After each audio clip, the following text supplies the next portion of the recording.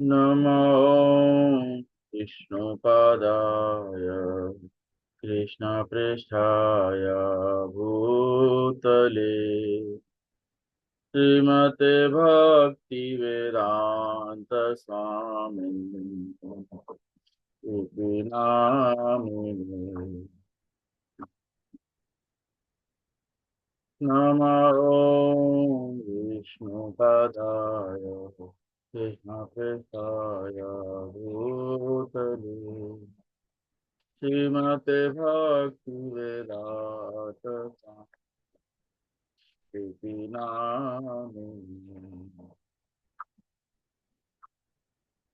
नमस्ते सरस्वती देवी गौरवाणी प्रचारिणे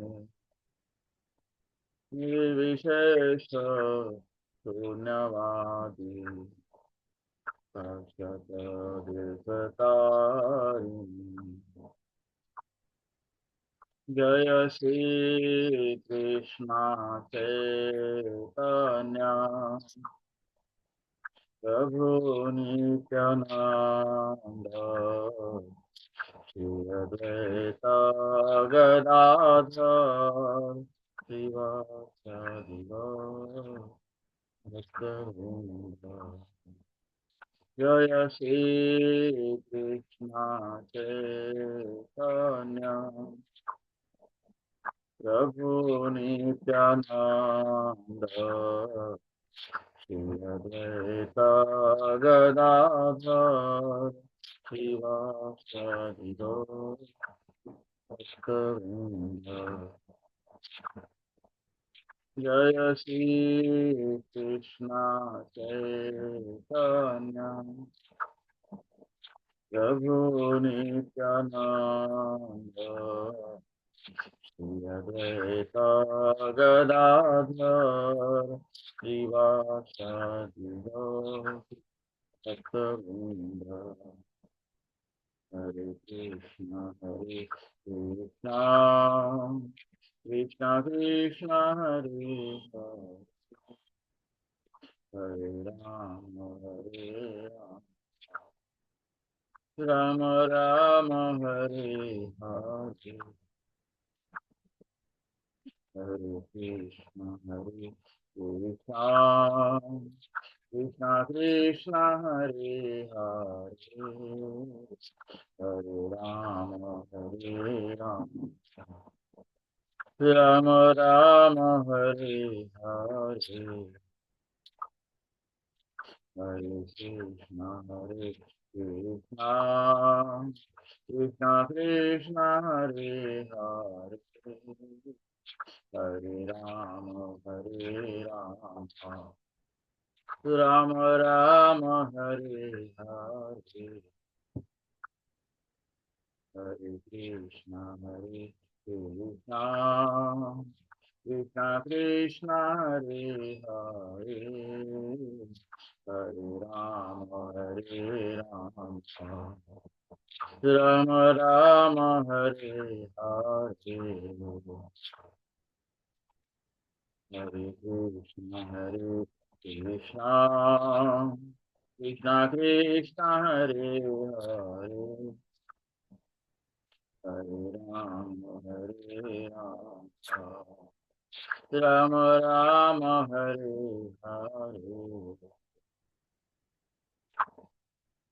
हरे Krishna Krishna Krishna Hare Hare Hare Ram Ram Ram Hare Hare Hare Krishna Krishna Krishna Hare Hare Hare Ram Ram Ram Hare Hare Hare Krishna Krishna Krishna Hare Hare Hare Ram Ram Ram Hare Hare Hare Krishna Krishna Krishna Hare Hare, Hare Ram, Ram Ram Hare Hare. Hare Krishna Krishna Krishna Hare Hare, Hare Ram, Ram Ram Hare Hare. Hare Krishna Krishna Krishna Hare Hare, Hare Ram, Ram Ram Hare Hare. Hare Krishna Krishna Krishna Hare Hare, Hare Ram, Ram Ram Hare Krishna, Krishna Krishna, Hare Hare, Hare Rama, Hare Rama, Rama Rama, Hare Hare. Hare Krishna, Krishna Krishna, Hare Hare. Hare Rama,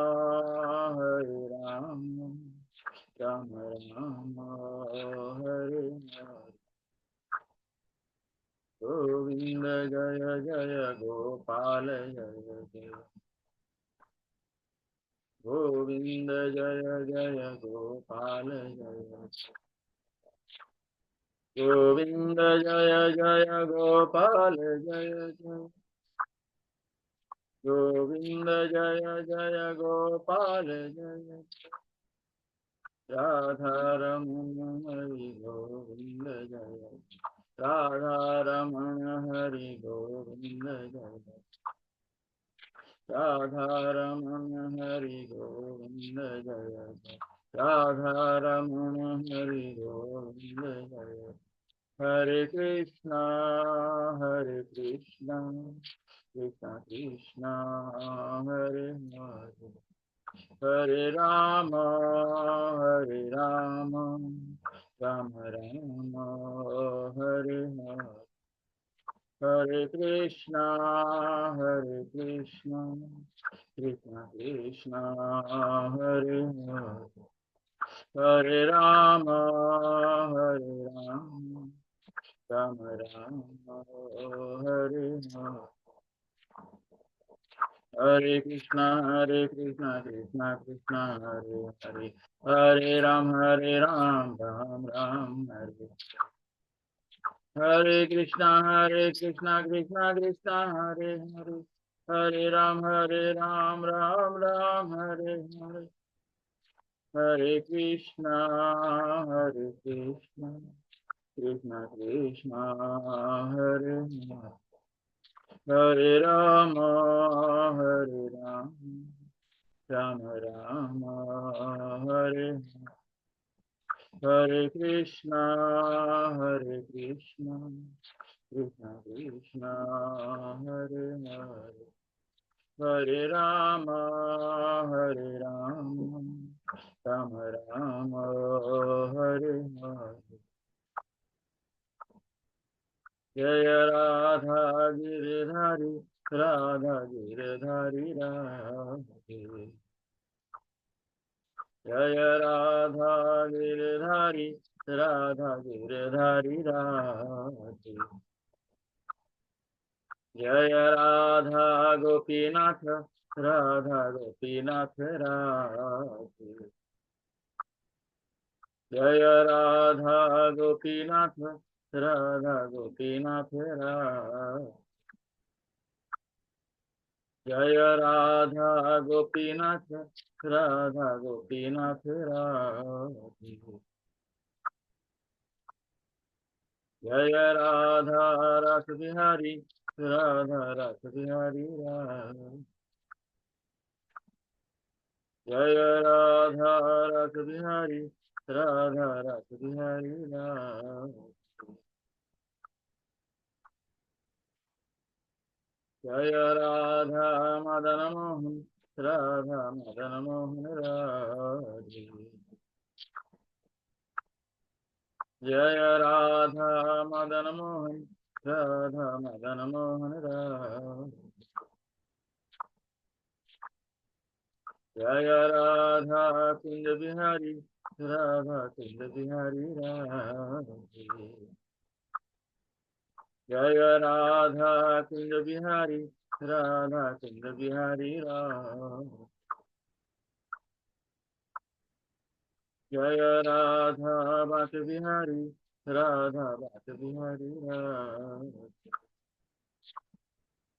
जय राधा बाट बिहारी राधा बाट बिहारी राधे।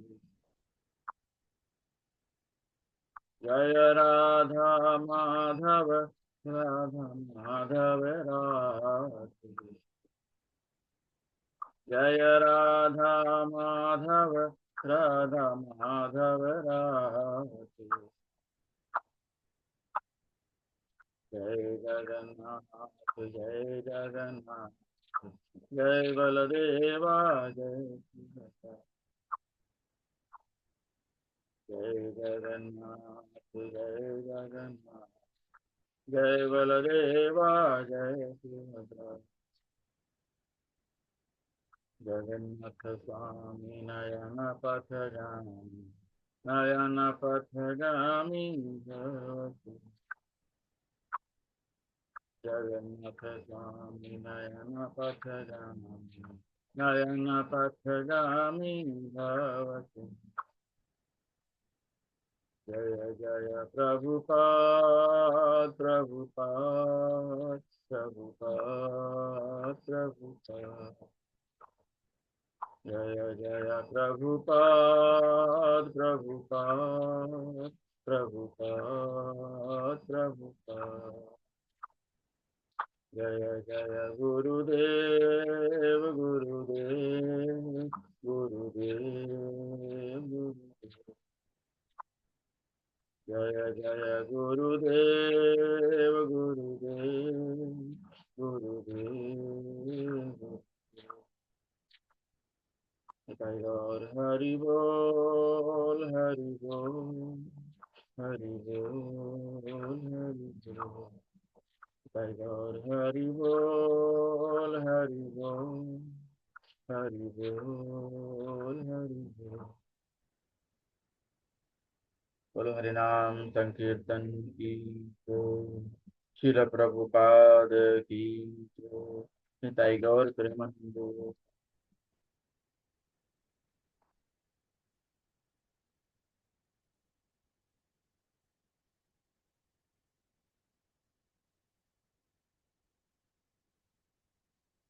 जय राधा माधव कुंज बिहारी।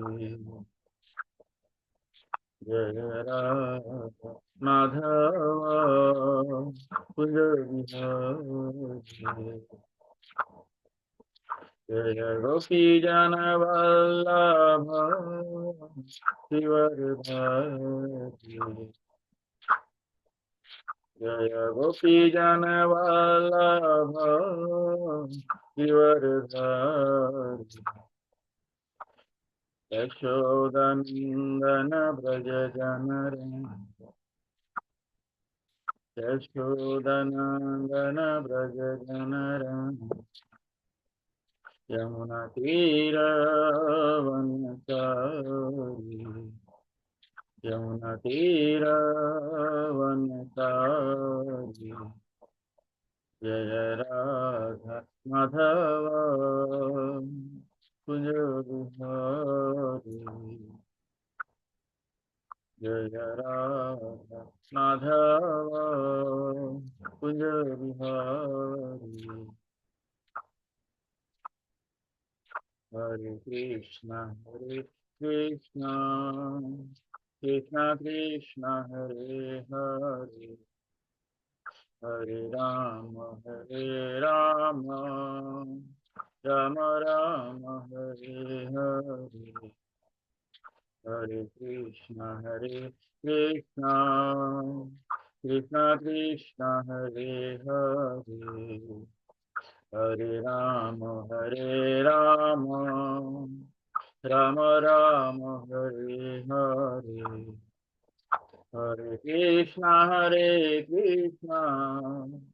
कृष्ण कृष्ण हरे हरे, हरे हरे राम, राम राम हरे हरे, हरे कृष्ण कृष्ण कृष्ण हरे हरे, हरे राम, राम राम हरे हरे, हरे कृष्णा कृष्णा कृष्णा हरे हरे, हरे राम, राम राम हरे हरे। ओम नमो भगवते वासुदेवाय। ओम नमो भगवते वासुदेवाय। नारायणं नमस्कृत्य नरं चैव नरोत्तमं देवीं सरस्वतीं व्यासं ततो जयं उदीरये। नष्टप्रायेषु अभद्रेषु नित्यं भागवत सेवये। भगवतीम् उत्तमश्लोके भक्तिर्भवति। आप सभी का स्वागत है भगवत गीता क्लास में। तो हम अध्याय 6 ध्यान योग और श्लोक संख्या 15। तो हम पहले श्लोका पढ़ेंगे, उसका अनुवाद पढ़ेंगे और उसके बाद मंगलाचरण के बाद हम श्लोका पर चर्चा करेंगे।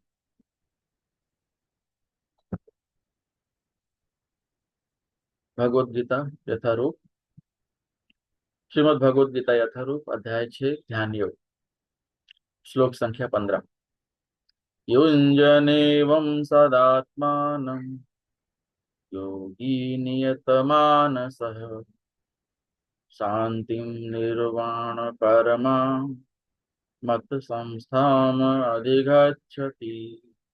इस प्रकार शरीर, मन तथा कर्म में निरंतर संयम का अभ्यास करते हुए संयमित मन वाले योगी को इस भौतिक अस्तित्व की समाप्ति पर भगवत धाम की प्राप्ति होती। श्लोक संख्या 16। नाति अस्नतस्तु योगोस्ति न चैकान्तम् अनस्नतः न चाति स्वप्नशीलस्य जाग्रतो नैव चार्जुन। हे अर्जुन, जो अधिक खाता है या बहुत कम खाता है, जो अधिक सोता है अथवा जो पर्याप्त नहीं सोता, उसके योगी बनने की कोई संभावना नहीं। श्लोक संख्या 17। युक्ताहार विहारस्य युक्त चेष्टस्य कर्मसु युक्त स्वप्नावबोधस्य योगो भवति दुःखः। जो खाने, सोने, आमोद प्रमोद तथा काम करने की आदतों में नियमित रहता है वह योगाभ्यास द्वारा समस्त भौतिक क्लेशों को नष्ट कर सकता है। श्लोक संख्या 18। यदा विनियतं चित्तम् आत्मनि एवावतिष्ठते निष्क्रियः सर्वकामेभ्यो युक्त इति उच्यते तदा। जब योगी योगाभ्यास द्वारा अपने मानसिक कार्यकलापों को वश में कर लेता है और अध्यात्म में स्थित हो जाता है, अर्थात समस्त भौतिक इच्छाओं से रहित हो जाता है, तब वह योग में सुस्थिर कहा जाता है। श्लोक संख्या 19। यथा दीपो निवातस्थो नेङ्गते सोपमा स्मृता योगिनो यत चित्तस्य युञ्जतो योगम आत्मनः। जिस प्रकार वायु रहित स्थान में दीपक हिलता डुलता नहीं, उसी तरह जिस योगी का मन वश में होता है वह आत्म तत्व के ध्यान में सदैव स्थिर रहता है। श्लोक संख्या 20 से 23। यत्रोपरमते चित्तम निरुद्धम योग सेवया यत्र चैवात्मनात्मानं पश्यन् आत्मनि तुष्यति। सुखम् आत्यन्तिकं यत्तद् बुद्धिग्राह्यम् अतीन्द्रियम् वेत्ति यत्र न चैवायं स्थितश्चलति तत्त्वतः। यं लब्ध्वा चापरं लाभं मन्यते नाधिकं ततः। यस्मिन् आस्थितो न दुःखेन गुरुणापि विचाल्यते। तं विद्याद् दुःख संयोग योगम योग संगीतम। सिद्ध की अवस्था में, जिसे समाधि कहते हैं, मनुष्य का मन योगाभ्यास द्वारा भौतिक मानसिक क्रियाओं से पूर्णतः संयमित हो जाता है। इस सिद्धि की विशेषता यह है कि मनुष्य शुद्ध मन से अपने को देख सकता है और अपने आप में आनंद उठा सकता है। उस आनंदमय स्थिति में वह दिव्य इंद्रियों द्वारा असीम दिव्य सुख में स्थित रहता है। इस प्रकार स्थापित मनुष्य सत्य से विपत नहीं होता और इस सुख की प्राप्ति हो जाने पर वह इससे बड़ा कोई दूसरा लाभ नहीं मानता। ऐसी स्थिति को पाकर मनुष्य बड़ी से बड़ी कठिनाई में भी विचलित नहीं होता। यह निस्संदेह भौतिक संसर्ग से उत्पन्न होने वाले समस्त दुखों से वास्तविक मुक्ति है। श्लोक संख्या 24। सा निश्चयेन योक्तव्यो योगो निर्विण्ण चेतसा संकल्प प्रभवान कामां त्यक्त्वा सर्वान् शेषतः मनसैवेन्द्रियग्रामं विनियम्य समन्ततः। मनुष्य को चाहिए कि संकल्प तथा श्रद्धा के साथ योगाभ्यास में लगा रहे और पथ से विचलित न हो। उसे चाहिए कि मनोधर्म से उत्पन्न समस्त इच्छाओं को निर्पवाद रूप से त्याग दे और इस प्रकार मन के द्वारा सभी ओर से इंद्रियों को वश में करे। श्लोक संख्या 25। शनैः शनैरुपरमेध बुद्धया धृति गृहीतया आत्मसंस्थं मनः कृत्वा न किंचिद अपि चिन्तयेत्। धीरे धीरे क्रमशः पूर्ण विश्वास पूर्वक बुद्धि के द्वारा समाधि में स्थित होना चाहिए और इस प्रकार मन को आत्मा में ही स्थित करना चाहिए तथा अन्य कुछ भी नहीं सोचना चाहिए। श्लोक संख्या 26। यतो यतो निश्चलति मनस मनसश्चलम् अस्थिरं ततस्ततो नियम्येतद् आत्मनि एव वशं नयेत्। मन अपनी चंचलता तथा अस्थिरता के कारण जहाँ कहीं भी विचरण करता है, मनुष्य को चाहिए कि उसे वहां से खींचे और अपने वश में लाए। ओम अज्ञानतिमिरान्धस्य ज्ञानञ्जनशलाकया चक्षुरुन्मीलितं येन तस्मै श्रीगुरुवे नमः। श्रीचैतन्यमनोभीष्टं स्थापितं येन भूतले स्वयं रूपः कदा मह्यं ददाति स्वपदान्तिकम्।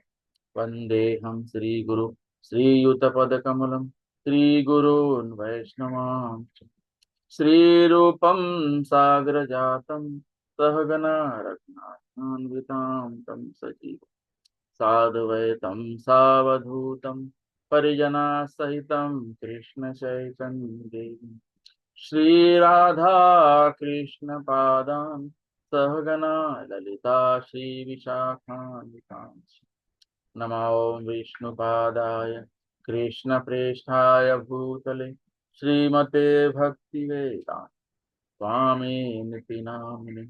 नमस्ते सारस्वते देवे गौरवाणी प्रचारिणे निर्विशेष शून्यवाद पाश्चात्य देश तारिणे। हे कृष्णा करुणा सिंधु दीनबंधु जगतपते गोपेश गोपिका राधा कांता नमस्तुते। तप्त कांचन गौरांगी राधे वृंदावनेश्वरी वृषभानुसुते देवी प्रणमामि हरिप्रिय। वाञ्छाकल्पतरुभ्यश्च कृपा सिन्धुभ्येव च पतितानां पावन वैष्णवेभ्यो नमो नमः। जय श्री कृष्ण चैतन्य प्रभु नित्यानंद श्री अद्वैत गदाधर श्रीवासादि गौर भक्तवृंद। हरे कृष्णा कृष्णा कृष्णा हरे हरे, हरे हरे राम, राम राम हरे हरे। हरे कृष्णा कृष्णा कृष्णा हरे हरे, हरे हरे राम, राम हरे हरे। हरे कृष्णा कृष्णा कृष्णा हरे हरे, हरे राम, राम राम हरे हरे कृष्ण। तो आप सभी का स्वागत है फिर से एक बार भगवत गीता क्लास में। तो हम श्रीमद् भगवत गीता यथारूप अध्याय 6 में श्लोक संख्या 15 पर चर्चा करेंगे।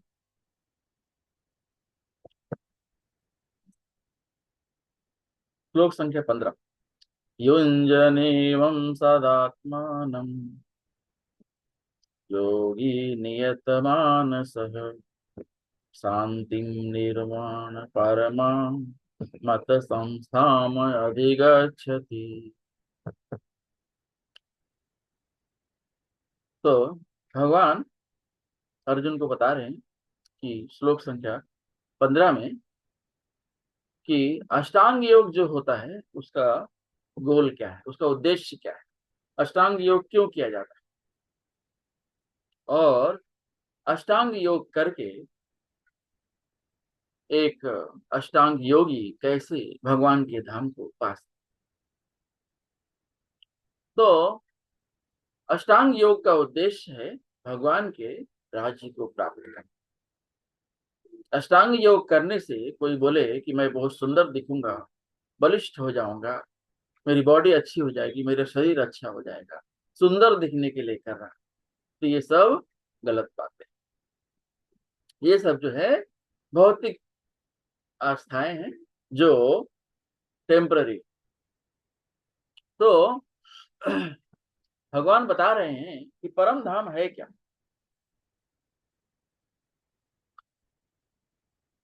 परम धाम तो वैसे सब जगह पर है, भगवान तो हर जगह रहते हैं।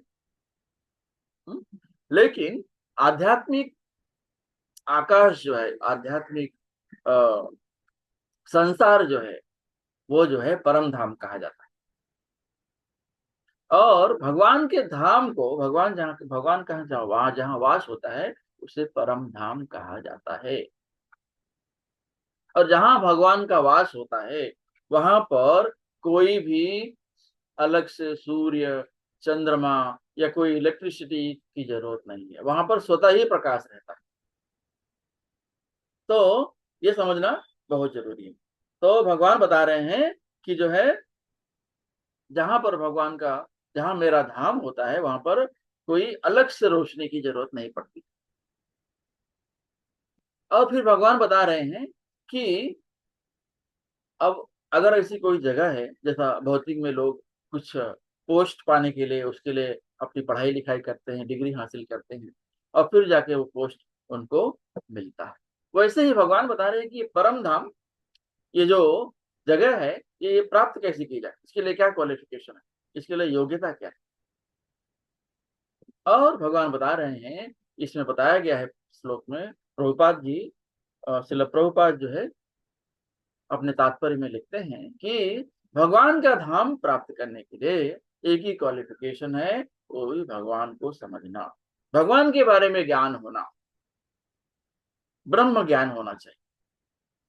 तो यहाँ पर भगवान बता रहे हैं कि मत चित्त मत परः। मत चित्त और मत परः क्या है कि जो है भगवान जो है मत चित्त और मत परः। और श्वेताश्वतर उपनिषद में आता है, वर्णन आता है कि तम एव विदत्वती मृत्युमेति। ये श्वेताश्वतर उपनिषद में इसका वर्णन आता है कि केवल भगवान कृष्ण को जानने पर जन्म तथा मृत्यु के पथ को जीता जा सकता है। तो दूसरे शब्दों में कहें कि तो योग की पूर्णता संसार से मुक्ति प्राप्त करने में, इंद्रजाल अथवा व्यायाम के कर्तव्यों द्वारा अबोध जनता को मूर्ख बनाने में नहीं है। तो एक परफेक्ट योगी जो होता है वो हमेशा जो है भगवान के कार्यों में अपने मन को लगा, भगवान के बारे में सोचता रहता है, भगवान के लिए कार्य करता है, भगवान की कथा कहता है, भगवान की लीला सुनता है, भक्तों से मिलता है और भगवान के बारे में ही बातें करता है। ये जो है भागवतम के 9वें स्कंद का अध्याय 4 का श्लोक संख्या 18। सा वै मनः कृष्ण पदार विंदयो। तो ऐसे कई श्लोकों में भागवतम में, भगवत गीता में भगवान के बारे में ज्ञान को बताया गया है, परम धाम जाने का एक रास्ता। तो भगवान के धाम जाना है तो भगवान के बारे में जानना जरूरी है। तो वैसे कोई भी धाम जाना हो, अगर आपको चंद्रलोक जाना है तो चंद्र के बारे में ज्ञान होना चाहिए, सूर्य लोक जाना है तो सूर्य के बारे में ज्ञान होना चाहिए, इंद्र लोक जाना है तो इंद्र लोक के बारे में, तो जहां जाना है वहां का आपको ज्ञान होना चाहिए। इसलिए भगवान के धाम जाना है तो भगवान का बारे में, भगवान के कार्यों के बारे में ज्ञान होना चाहिए। भगवान कौन है, हम कौन है, भगवान के साथ हमारा संबंध क्या है, ये चीज को समझना जरूरी है। फिर श्लोक संख्या 16 में भगवान बता रहे हैं कि जो है जब योगी योग करने लगता है तो क्या क्या तकलीफें आती, क्या क्या रास्ते में अवरोध आते। श्लोक संख्या 16। नाति असनतस्तु योगोस्ति न चैकांतम अनसनतः न चाति स्वप्नशीलस्य जाग्रतो नैव चार्जुन। हे अर्जुन, जो अधिक खाता है या बहुत कम खाता है, जो अधिक सोता है अथवा जो पर्याप्त नहीं सोता, उसके योगी बनने की कोई संभावना नहीं है। तो अगर आप बहुत ही कम खाते हैं तो भी आपकी तपस्या में बाधा है कि आप कमजोर हो जाएंगे और तपस्या नहीं कर सकते। और अगर आप बहुत खाते हैं तो बहुत नींद आएगी, बहुत खाने के बाद बहुत नींद भी आती, तो आप सोते रहेंगे और भगवान की सेवा नहीं कर पाएंगे और आप जो है भक्ति में असफल माने जाएंगे। तो ये जो अनरेगुलेटेड लाइफस्टाइल है, असंयमित, इसकी वजह से आप जो है एक योगी नहीं बन पाएंगे। तो अनरेगुलेटेड लाइफस्टाइल जो है ये भगवान की भक्ति में अवरोध होती। तो अगर आपका खाना पीना सोना उठना बैठना संयमित नहीं है तो आप योगी नहीं बन सकते, आप जो है भक्ति नहीं कर सकते। तो यहाँ पर बता रहे हैं कि जो चार ये हैं अवरोध हैं भक्ति के मार्ग में, ये जो है आपके संयमित होने चाहिए। जैसे हो गया स्वप्न अवबोध, स्लीपिंग, बहुत ज्यादा सो रहे हैं आप, 12 घंटा 15 घंटा सोए जा रहे हैं, तो आप जो है कभी योगी नहीं बन सकते। योगी को जो है ज्यादा से ज्यादा 6 घंटे सोना चाहिए। 6 घंटे से अधिक सोने से जो है वो उसका शरीर जो है योग के लायक नहीं रहता। और विहारस्य, रिक्रिएशन, तो आप जो है आ, उसके बाद आता है कर्मशु, आप जो है आपका कर्म कैसा है। तो रिक्रिएशन और काम और खाना, तो ये जो है चार चीजें हैं। जो बहुत कम खाता है, जो अधिक खाता है, जो अधिक सोता है अथवा जो पर्याप्त नहीं सोता, उसके योगी बनने की कोई संभावना नहीं है। तो ये सब जो है हमारे भक्ति में अवरोधक माना जाता है। तो अगर आप अपने जीवन को संयमित रखेंगे तो क्या होगा, उसका क्या फायदा है, वो आप जो है भौतिक जंजाल में नहीं फंसेंगे। हाँ, अगर आप अपने इच्छाओं को संयमित नहीं करेंगे, क्या खा लूं मैं, क्या पाऊं कि क्या खा लूं, तो ज्यादा खाने लगते हैं। ज्यादा खाने का मतलब है क्वांटिटी में भी और क्वालिटी में भी। आप जा रहे हैं रास्ते पे और भाई गरम गरम वड़ा पाव, मन जो है ललचा, और आप खाए, एक खाए, दो खाए, तीन खाए, ऐसी आपकी जो है इच्छा बढ़ती जाती है, और आप जो है इन बाहर की चीजों में हमें परेशान।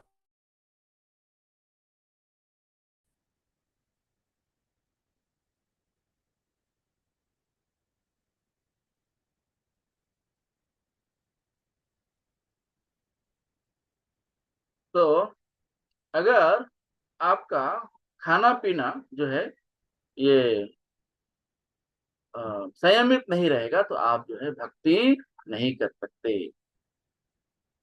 तो ये सब चीजें जो है भक्ति में बाधक है। जैसे कहा जाता है कि ईटिंग, मीटिंग, स्लीपिंग और डिफेंडिंग, तो ये जो चीजें हैं, ये चार चीजें हैं, ये जो है हमारे भक्ति में बाधक।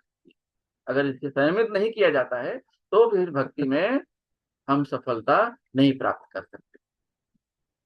तो हमारा अब यहाँ पर बता रहे हैं जो है प्रभुपाद कि आहार जो हम खाते हैं, तो योगियों को चाहिए कि खाली अपने शरीर और आत्मा को साथ में रखने के लिए, मतलब जीवित रहे उतना ही खाना खाना चाहिए, और इससे ज्यादा नहीं खाना चाहिए। उससे ज्यादा खाते हैं तो फिर वो क्या होता है, फिर वो ज्यादा हो जाता है, और वो जो है नुकसान करता है, और वो फिर भक्ति में बाधक बनता है।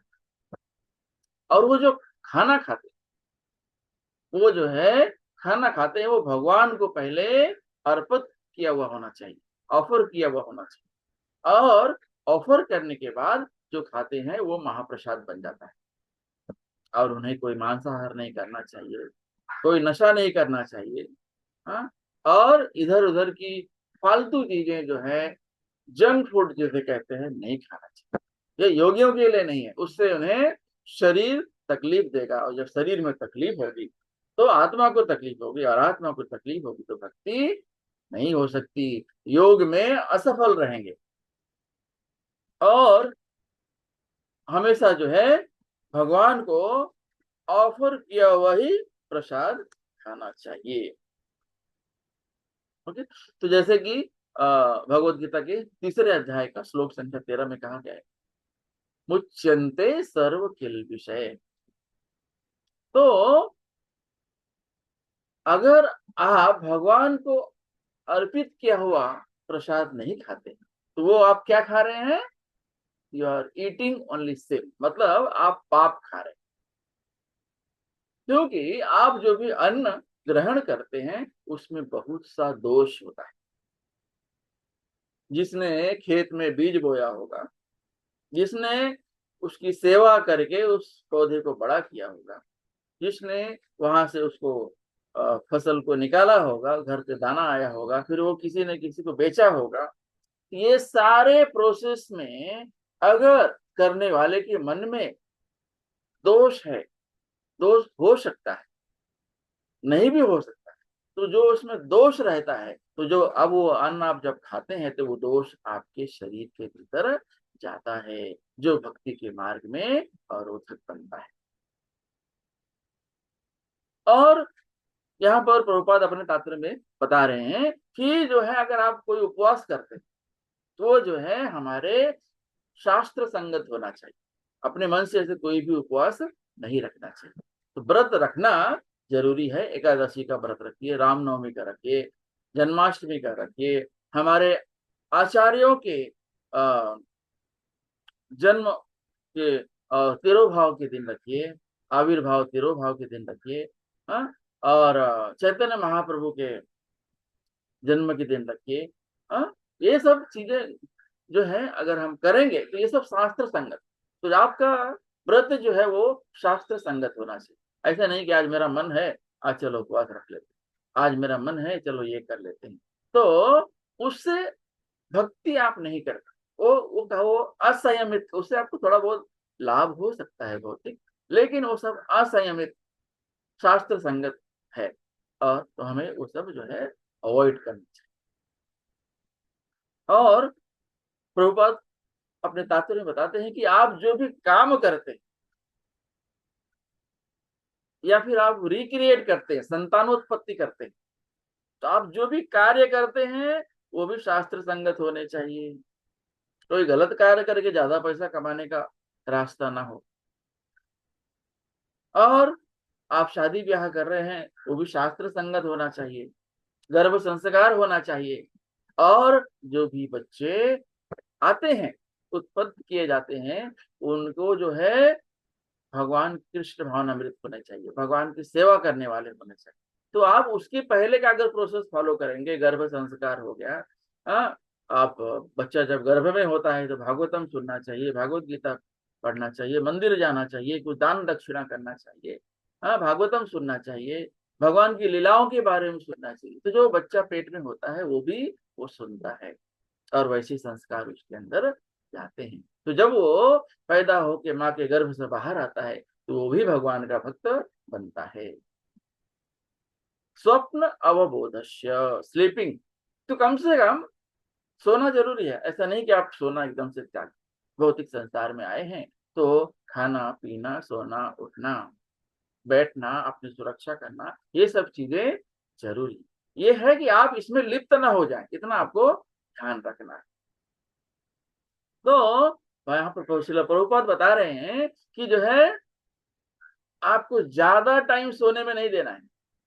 ज्यादा टाइम सोने में देने को क्या होगा, आपको बहुत बड़ा नुकसान हो जाएगा। अव्यर्थ कलत्वम, चैतन्य चैतन्यमृत में मध्य लीला के 23वें अध्याय में श्लोक संख्या 18 और 19। तो जो कृष्ण भावना भावित व्यक्ति होता है, भक्त होता है, जीव होता है, वो अपना एक मिनट भी बिना भगवान के नहीं व्यतीत करता। वो हमेशा भगवान के बारे का कहीं कार्य करने लगा, कमाने जा रहा है तो दिख रहा है कि वो कमाने जा रहा है, लेकिन उसके मन में भगवान है, हमें तो थोड़ा सा धन लक्ष्मी अर्जित करके भगवान की सेवा में लगूंगा। ये सब जो है उसके मन में ऐसे विचार होते हैं। तो ये सब क्या है, ये सब कृष्ण भावना वाली। तो अगर आप 6 घंटे से ज्यादा सो रहे हैं तो आप जो है, आपके अंदर क्या होगा, आप आलसी हो जाएंगे, स्वप्न देखने लगेंगे। ज्यादा सोने से क्या होता है, स्वप्न आने लगते हैं, लोगों के लार गिरने लगते हैं। तो ये सब जो है शैतानों की ये है पहचान है, जो ज्यादा सोते हैं। तो 6 घंटे से ज्यादा नहीं सोना चाहिए। तो अगर ये सब चीजों को आप संयम से करेंगे तो क्या होगा, आपके अंदर से भौतिकता कम हो जाएगी। 12 घंटा सो के उठेंगे तो चलो भाई, चाय बाहर पियेंगे, नाश्ता बाहर करेंगे, और मल्टीप्लेक्स में जाके मूवी देखेंगे, तो ऐसे विचार आएंगे। हम्म तो अगर आपके घर पे भगवान के विग्रह हैं, उनकी सेवा कीजिए, उनके लिए प्रसाद बनाइए, उनको जो है आप प्रसाद और अर्पण कीजिए, और वही प्रसाद आप ग्रहण कीजिए, तो इसको बोलते हैं संयमित आहार। और अगर आप 6 घंटा सोकर उठते हैं और भगवान की सेवा करते हैं, भगवान की के लिए प्रसाद बनाते हैं, तो इसे कहते हैं संयमित निद्रा। तो हमारे हर एक चीजों को हमें संयमित करना पड़ेगा। तो जब हम उसको संयमित करेंगे तो क्या होगा, हमारा अंदर से भौतिकता जो है कम हो जाएगी।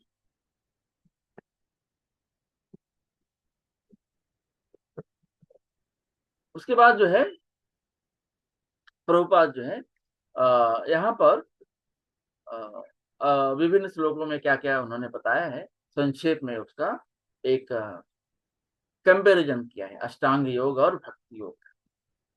तो अष्टांग योग जो है उसका प्रिंसिपल क्या है कि हमेशा अपने शरीर और मन को भगवान की के संबंध में, भगवान का हमारा क्या संबंध है इस बारे में, या फिर उसमें भगवान की सेवा में लगा के रखा।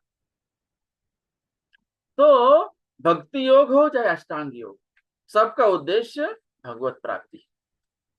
तो प्रिंसिपल दोनों का, सिद्धांत दोनों का, उद्देश्य दोनों का, अष्टांगी और भक्ति योग का एक है, और वो क्या है? भगवत प्राप्ति। दोनों के मेथड थोड़े थोड़े अलग हैं, बस इतना ही। तो उसके बाद भगवान के साथ हमारा क्या संबंध है? तो ये जो योगी होते हैं, ये जो इम्पर्सनलिस्ट होते हैं, ये क्या करते हैं? ये जो है अपने अपूर्ण इंद्रियों के द्वारा भगवान को प्राप्त करने का कोशिश करते हैं, भगवान के बारे में ध्यान करते हैं। लेकिन माइंड तो अपना फ्लिकरिंग है, हमेशा चंचल है, दौड़ते रहता है। अभी यहाँ है, अगले सेकंड वो लंदन पहुंच जाता है। तो मन को कंट्रोल करना बहुत मुश्किल है। अगर आप भगवान की डायरेक्ट सेवा कर रहे हैं तो उससे क्या होगा? आप तन और मन और धन से भगवान की सेवा में लगे हुए हैं, तो ज्यादा बाहर की चीजें नहीं आती। तो यहाँ पर शिला प्रभुपाद बता रहे हैं कि भक्ति योग जो है वो सर्वश्रेष्ठ है, और वहां पर आप जो है भगवान की डायरेक्ट सेवा करते हैं, तो आपके शरीर और मन जो है भगवान की डायरेक्ट सेवा में लगा रहता है। और अष्टांग योग में क्या होता है? आप ध्यान लगाते हैं, ध्यान लगाने की कोशिश करते, तो ध्यान टूट जाता है, वहां से पतन होने का चांस रहता है, फॉल डाउन होने का चांस। और अष्टांग योग जो होता है कहाँ करते हैं लोग? एकदम एकदम जो है जहां पर एकांत हो, कोई आवाज ना, ताकि कोई वहां पर डिस्टरबेंस ना हो। और जो भक्ति योग करते हैं वो क्या करते हैं? वो भक्तों के साथ रहते हैं, भक्तों के साथ रहने से भगवान की सेवा होती है। और वो यहाँ वहां जाके भौतिक जगह पे पिकनिक जाना, भौतिक लोगों से मिलना नहीं करते, बचे रहते हैं उनसे। वो क्या करते हैं? मंदिर जाते हैं, भक्तों से मिलते हैं, भगवान की सेवा करते हैं, कुछ प्रसादम की सेवा करते हैं, कुछ डोनेशन करते हैं, भगवान की कथा सुनते हैं, भगवान के बारे में अपने मित्रों से, भक्तों से बात करते हैं। तो उससे क्या होगा? आपका शरीर और मन जो है सही जगह पे लगा रहता है। तो धीरे धीरे धीरे धीरे फिर आपका वैसे ही भावना आपके अंदर आ जाती है। कहीं आप जो चीज पढ़ेंगे, समझेंगे, वो आपको आने लगेगी। वैसे ही आप भक्तों के साथ रहेंगे, भक्तों से बातें करेंगे, कृष्ण लीला सुनेंगे, तो धीरे धीरे धीरे हमें उस चीज की आदत लगती है। तो और ये अष्टांग योग में क्या होता है ना, मन को केंद्रित करने में बहुत तकलीफ होती है। आप एक जगह बैठ के एकांत स्थान में आप सोच रहे हैं कि अपने मन को भगवान में लगा दो, अच्छी बात है, कुछ लोग लगा भी लेते हैं, या कभी कभी आप लगा भी लेते हो और कभी कभी नहीं लगा पाते। क्यों? क्योंकि माया, मन जो है चंचल, बहुत मन की गति जो है बहुत, मन की गति को हम लोग डिफाइन नहीं कर सकते, परिभाषित नहीं कर सकते। लेकिन जो भक्त होता है वो हमेशा भगवान के बारे में सोचता रहता है, उनको भूलता ही नहीं, और अपने मन को भगवान की सेवा में लगाया है, तो वहां से गिरने के चांस कम होते हैं। लेकिन आप ऐसे एकांत जगह पे बैठकर अगर आप ये कर रहे हैं, भगवान के बारे में ध्यान लगा रहे हैं, तो वहां पर भौतिक, क्योंकि आप थे तो भौतिकता में, अब जब वो जैसे ही आंख बंद करेंगे भौतिकता में घुस जाएंगे, तो वहां से पतन होने का चांस रहता है। और तो इसमें जो है अष्टांग योग में क्या होता है कि आप अपनी इच्छाओं को कंट्रोल करने का प्रयास करते, लेकिन आप वो इनडायरेक्ट करते। आप देख रहे हो सामने आपकी जलेबी फाफड़ा रखी है, तो मक्खन माने मन में खाने की भावना आ जाए। वही चीज अगर भक्त के सामने रख दिया जाए तो खाने की भावना आ सकती है उसके मन में, लेकिन वो पहले भगवान को याद करेगा कि ये जो खाना रखा है भगवान को अर्पित किया हुआ है कि नहीं। हाँ, पहले अर्पित करेगा, उसके बाद तो वो क्या होता है? शुद्ध हो जाता है, और उसमें से दोष निकल जाता है। जब आप भगवान को भोग लगाते हैं तो भगवान उसके ऊपर दृष्टिपात करते हैं, जब दृष्टिपात करने से उस खाने का दोष निकल जाता है और वो महाप्रसाद बन जाता है। वो महाप्रसाद जब हम ग्रहण करते हैं तो क्या होता है? हमारे अंदर भक्ति धीरे धीरे जागृत होने लगती है। तो ये एक तरीका है। और जो योगी होता है वो एकदम बहुत ज्यादा ऊंचा नहीं, बहुत ज्यादा नीचा नहीं, अपने एक आसन पे बैठता है, कुशाग्रास बिछा लेता है अपने आसन पे, और एकदम सीधे कमर सीधी करके बैठता है, और अपने आंखों को, अपने नाक, अपने भौहों को अपने नाक के एकदम सीध में ऐसे टिकाने का प्रयास करता है। लेकिन भक्ति योग में ये सब कुछ नहीं करना पड़ता, क्योंकि ये अष्टांग योग में जब ये सब आप कर रहे हैं, एकांत जगह ढूंढ रहे हैं, आसन ढूंढ रहे हैं, आसन लगा रहे हैं, तो क्या कर रहे हैं आप अपना समय उसमें लगा रहे हैं, और फाइनली अगर आपका मन केंद्रित नहीं हुआ तो क्या होगा? आपका मन चंचल है, आपकी जो भक्ति जो है वो भंग हो जाती है। इसलिए, लेकिन आप जब मंदिर जा रहे हैं, मंदिर में डायरेक्ट सेवा कर रहे हैं, तो वहां पर आपका मन जो है वहीं लगा रहेगा, क्योंकि और भी आपके दोस्त हैं, मित्र हैं, भक्त हैं जो वहां पर सेवा कर रहे हैं, तो आप उनसे बातें कर रहे हैं। हाँ, आप जब वहां जा रहे हैं तो आप कोई गाली गलौज तो नहीं करेंगे, आपको कहीं ना कहीं वो चीजें जो है सावधानी आप खुद ही बरतते हैं कि नहीं, मैं मंदिर आया हूँ, मुझे गाली नहीं देना। तो धीरे धीरे जब आप उस वातावरण में घुलने मिलने लगते हैं और उसी में काम करने लगते हैं, तो आपका जो है भावना वैसा ही विकसित हो जाता है। फिर आता है सेलिब्रेसी, ब्रह्मचर्य। तो योगी क्या करते हैं, स्कूलों में जाते हैं जहां पर ज्ञान प्राप्त करते हैं, तो ब्रह्मचर्य जीवन का पालन करते हैं। लेकिन भक्ति योग में क्या होता है, भक्ति योग में जो गृहस्थ होता है और एक ब्रह्मचारी का कंसेप्ट होता है। तो ब्रह्मचारी जब अपना 15-20 साल तक अपना ब्रह्मचर्य जीवन का पालन करता है, अपना पूरा एजुकेशन, पूरी पढ़ाई वो खत्म करता है, इसके पहले वो किसी तरह के मैथुन में भाग नहीं लेता। क्यों? क्योंकि वो जो है गुरु के गुरुकुल में होता है, तो वहां पर गुरुकुल में गुरु जो है उसे हर चीजें, हर प्रकार का ज्ञान देते हैं, और गुरु की सेवा करते हैं, चाहे वो बड़े आदमी का लड़का हो, या फिर वो छोटे आदमी का हो, या गरीब का हो, या शूद्र का हो, किसका भी, सब एक ही गुरु के अंडर में ज्ञान लेते हैं। तो क्या होता है, उससे आपका जो भावना जो है विकसित हो जाती है, और आपकी जो 20 साल है शुरुआत की पढ़ाई लिखाई वाले, वो जो है एकदम शुद्धता से बीत जाते हैं, और उसके बाद आप जो है ब्रह्मचर्य जीवन से निकलकर गृहस्थ जीवन में जाते हैं, जहां आपको शादी विवाह करने का अनुभव किया जाता है। तो आप विवाह करके जो है कृष्ण भावना भावित संतान उत्पत्ति कर सकते हैं, तो इसमें कोई बुराई नहीं है भाई। ऐसा लोगों का जो है मिसकंसेप्शन रहता है कि नहीं, इसमें इस्कॉन में जाएंगे तो ब्रह्मचारी बन जाएंगे, घर छोड़ना पड़ेगा, ऐसी कोई बात। ब्रह्मचारी जीवन जो होता है 20 साल का होता है, वो शुरुआत में बच्चे के लिए अच्छा होता है, जहां पर उसे मैथुन जीवन से दूर रहना होता है, ब्रह्मचर्य जीवन का पालन करना होता है, गुरु की सेवा करनी होती है, ज्ञान लेना होता है, बहुत सारी चीजें की प्रैक्टिस करता है, उसके बाद उसे गृहस्थ जीवन में जाने की अनुमति दी जाए। तो जब ऐसा भक्त, ऐसा व्यक्ति ब्रह्मचर्य जीवन से गृहस्थ जीवन में प्रवेश करता है, तो उसे जो है भगवान के बारे में ज्ञान होता है, और अपने साथ अपने बच्चों को, अपनी पत्नी को भी भगवान की सेवा में लगाता है, तो बच्चे भी कृष्ण भावना भावित हो जाते हैं। इस तरह हम देखते हैं कि भक्तों के अंदर कोई डर नहीं होता। क्यों? क्योंकि भगवान के बारे में ज्ञान होता है, और उन्हें डर किस बात का लगे? हमें डर लगता है कि कोई मुझे हमें मार न दे, हाँ, कोई हमें हिट न कर दे, यही डर लगता है ना। तो लेकिन भक्त जो होता है वो निडर होता है, क्योंकि उससे भगवान उसके साथ हमेशा रहे, उसे मालूम है कि वो भगवान की सेवा कर रहा है, भगवान उसके साथ हमेशा।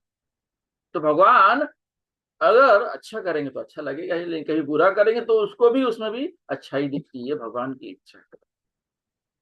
तो वो जो है सब कुछ अपने पूरा जीवन जो है भगवान की सेवा में समर्पित कर देता है।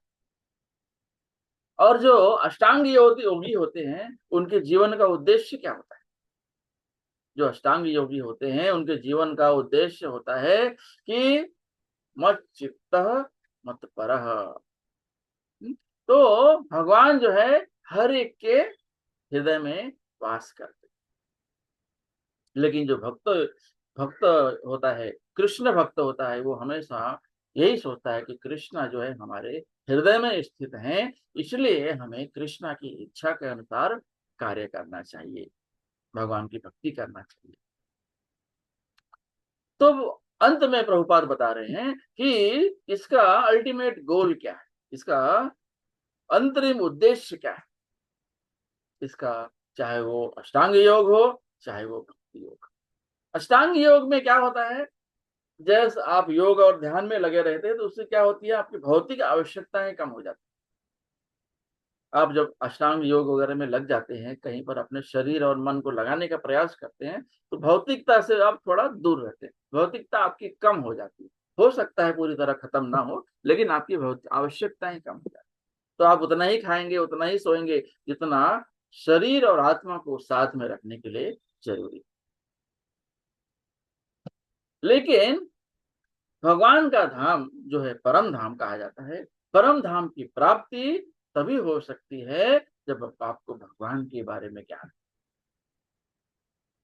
लेकिन जो भक्त होता है ना, वो परफेक्ट योगी कहा जाता है। क्यों? क्योंकि हमेशा भगवान की सेवा में लगा रहता है।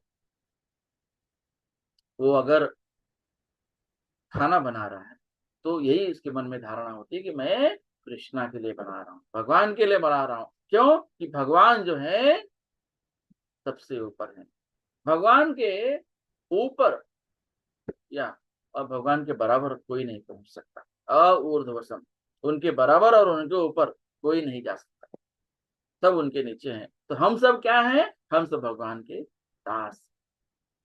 इसलिए भक्त को एक परफेक्ट योगी कहा जाता है। क्यों? क्योंकि वो जो है हमेशा भगवान को हमेशा सततम कीर्तयन्तो, हमेशा भगवान का भजन करते हैं। और भगवान क्या है? भगवान ददामि बुद्धि योगम तम, जो भगवान की भक्ति करता है भगवान उसे ऐसी बुद्धि देते हैं कि वो भगवान की सेवा में लगा रहे और औरों को भी भगवान की सेवा में लगाए। तो भक्त जो होता है वो बहुत ये ज्ञानवान होता है, बहुत स्मार्ट होता है। अगर हम आधुनिक शब्दों में कहें तो वो क्या करता है, खुद भी भक्ति करता है और भी लोगों को भक्ति में जोड़ने का प्रयास करता है। तो हम देखते हैं कि उसके बाद प्रभुपाद बताते हैं कि ये जो ईटिंग मीटिंग स्लीपिंग ये सब जो है इनके संयमित होते हैं, भक्तों के संयमित होते हैं। कैसे? जो योगी होते हैं वो उतना ही खाते हैं जितना उनके शरीर और आत्मा को साथ में रखने के लिए जरूरत, ज्यादा नहीं खाते। और भक्त क्या करता है, एकदम लिमिटेड खाता है और शास्त्र संगत खाता है। जो शास्त्रों में चीज बोला गया है कि यही खाना है वही खाएगा। आजकल लोग बॉडी बिल्डिंग करने के लिए बोलते हैं नहीं नॉनवेज खाना जरूरी है, बॉडी बिल्डिंग कर रहे हैं ना, क्रिकेट खेलने जा रहे हैं तो वहां पर ज्यादा एनर्जी की जरूरत पड़ती है, तो हमें मांस खाना चाहिए, तो मांस खाने से हमको ज्यादा प्रोटीन मिलेगा। ये सब जो है बेवकूफी है, गलत बातें हैं, ऐसा नहीं होता है। क्या जो भक्त है वो कमजोर होते हैं? तो भक्त भी ये कर सकते हैं। तो ये सब जो है पैशनेट जीवन, रजोगुण बुद्धि बोलते हैं ना, कि हमें जो है खेल खेलने के लिए हमको ज्यादा प्रोटीन की जरूरत होती है, तो हमें मांस खाना चाहिए। तो आप किसी जीव की हत्या करके अगर खा रहे हैं, निर्जीव और निर्दोष जीव की अगर आप हत्या करके खा रहे हैं, तो वो आपको कभी सुख नहीं देगा, आप जिंदगी में भक्त बन ही नहीं सकते। इसलिए श्री प्रभुपाद ने पहले बता दिया, आपको इन चार चीजों से दूर रहना है। अवैध संबंध, और आ, आपको कोई नशा नहीं करनी है, दारू नहीं पीना है, और जो है कोई किसी प्रकार का चाय नहीं पीना है, और आपको मांसाहार नहीं होना है। इन चार नियमों का पालन करना है और 16 माला का जप करना है। तो भगवान प्रभुपाद जो है गारंटी देते हैं कि इतना करने के बाद जो है मैं गारंटी लेता हूँ कि तुम्हें भगवत धाम लेके चलूंगा।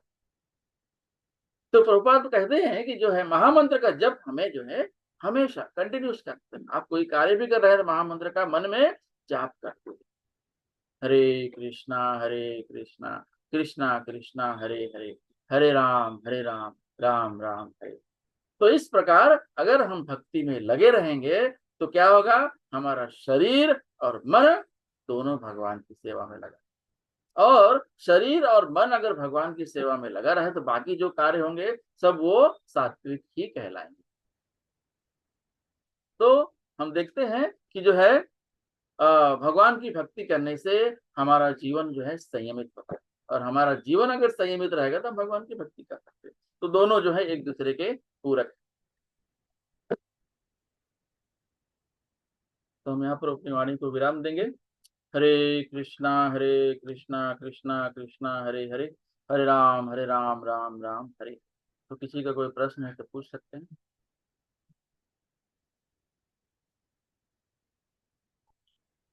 वाञ्छा कल्पतरुभ्यश्च कृपा सिन्धुभ्य एव च पतितानां पावनेभ्यो वैष्णवेभ्यो नमो नमः। जय श्री कृष्ण चैतन्य प्रभु नित्यानंद, श्री अद्वैत गदाधर शिवासादि गौर भक्तवृंद। हरे कृष्णा कृष्णा कृष्णा हरे हरे, हरे राम राम राम।